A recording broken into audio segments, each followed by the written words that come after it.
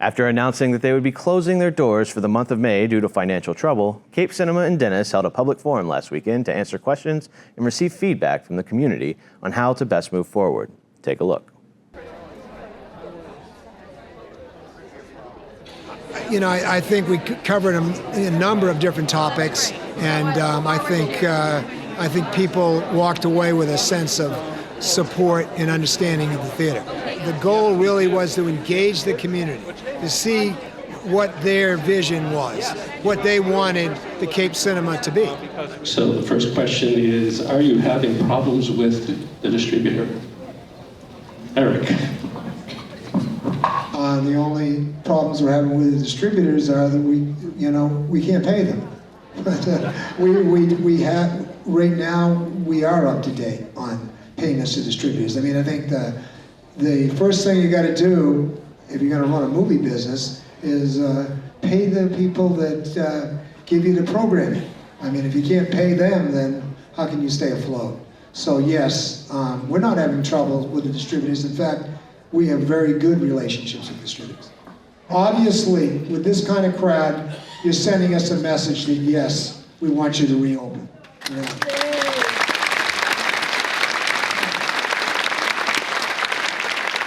I think one radio station or someone interviewed me last week, and they said, what's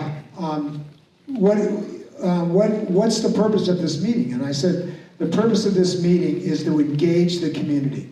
And maybe I have to say that I apologize, that maybe in the past we haven't engaged you enough.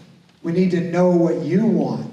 If you love what we're doing now, that's great, but we want to do more of that, and we want to expand things. But we want to expand things that you want to see. I want them to know that we're listening. We're listening to everyone in the community. I was worried. I mean, what if 10 people showed up?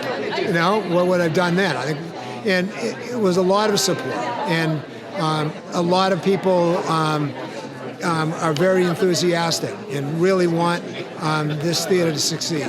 All of us appreciate what you're doing. We love the Cape Cinema. And I know how difficult it is to be on a board. However, my question is this. You want to hear from the community. We want to hear what the board has done. The purpose of a board, and I've been with 2 nonprofits and worked with board members, the board is a fundraising arm of the institution. What plan has the board put in place in the past?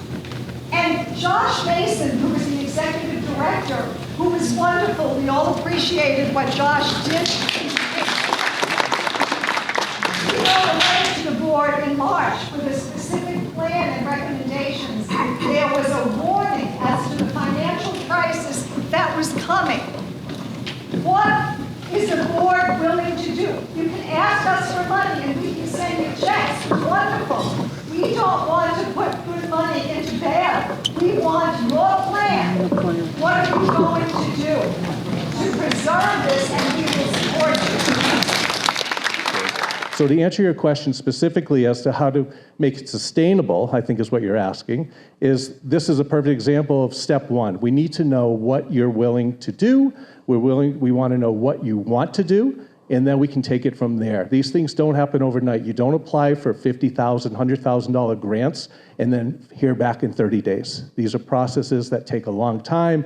These are things that haven't been in place for as I just discussed, of quite a few reasons, because we're brand new boards. If you want to get in touch with us, it's hearte@capecinema.com.